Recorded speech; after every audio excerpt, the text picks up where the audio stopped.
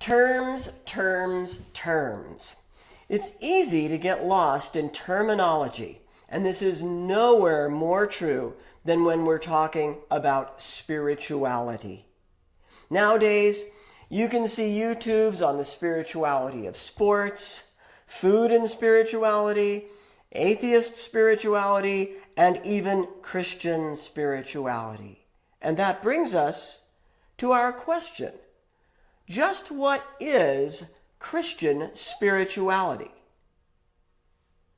But wait, as you have probably already noticed, it gets even more complicated. We may be able to guess the difference between Christian and atheist spirituality. But what about the difference between Christian spirituality and Christian spiritual formation, or Christian spiritual theology, or Christian spiritual direction? I could go on and on and on. Now, in other video lectures, Tom Sweeney and I describe many of these terms. In this particular video lecture, I want to focus simply on the nature of Christian spirituality. Now, in short, I define Christian spirituality as follows. Christian spirituality refers to a relationship with God as lived in practice, as dynamics are formulated, and is explored through formal study. So, let me unpack this definition phrase by phrase. Christian spirituality is about our relationship with God. One way I like to describe Christian spirituality is to talk about the literature we read. If I were studying Christian theology, let's say the theology of John Wesley, I would need to read John Wesley's Plain Account of Christian Perfection. This treatise, written by Wesley, defends his belief in the possibility of complete maturity of a Christian. He shows how, employing scripture, tradition, reason, experience, how Christians ought to think and how they ought to think and act regarding this idea of Christian perfection. Plain Account is a work of theology, describing something of Wesley's understanding of God. But if I were interested in studying Wesley's spirituality, I would turn instead to the Journal of John Wesley. Here, my focus would be not so much about Wesley's understanding of Christian maturity, though of course it would be clearly present. Rather, my intent upon reading the journal would be to get a sense of Wesley's own experience of Christian maturity, his actual experienced relationship with God.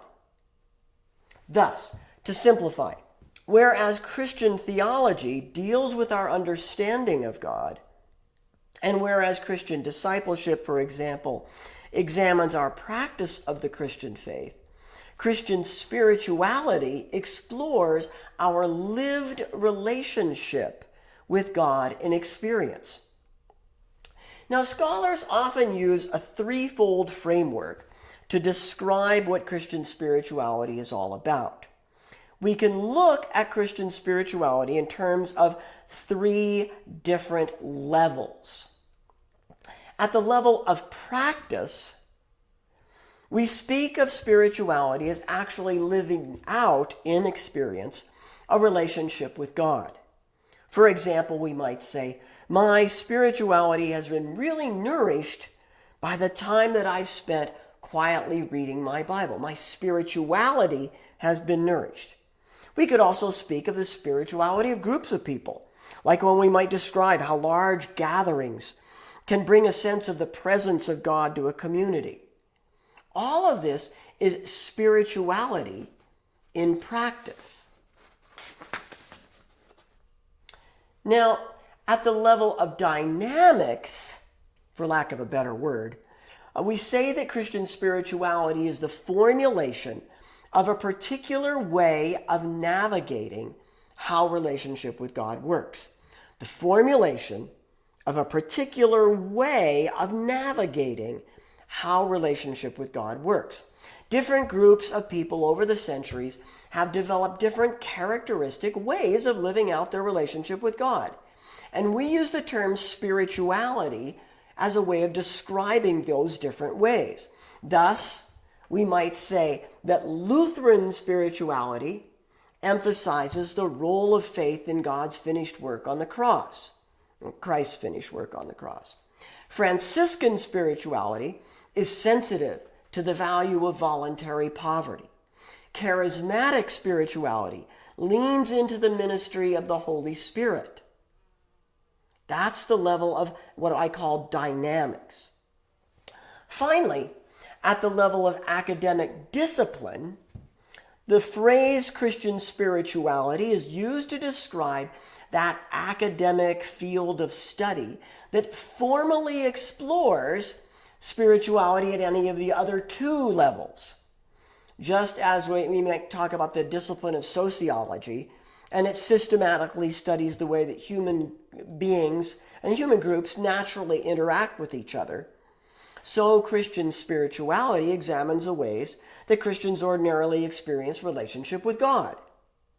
Thus, we might say, my research in Christian spirituality aimed at exploring the ways in which darkness and light were used in ancient Christian texts to describe Christian growth. Again, in Christian spirituality and in the academic discipline of Christian spirituality, the focus is less on how one should mature in faith, but rather how people actually do mature in their Christian faith.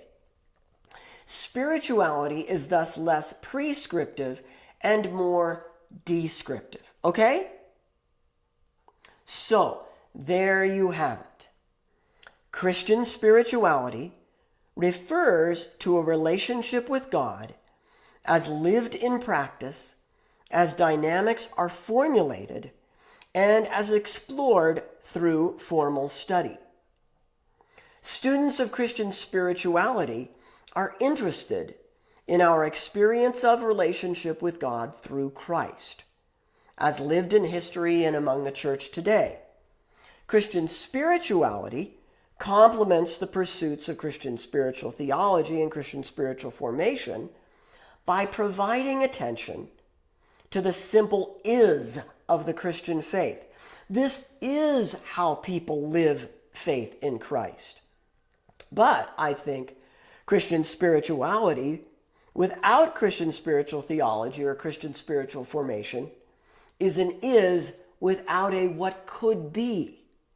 When pursued together, each of these phrases, these perspectives, these actions join to nourish a kind of Christian wisdom, we might call it, equipping believers of many shapes to live out a deep and true relationship with God in Christ through the Holy Spirit.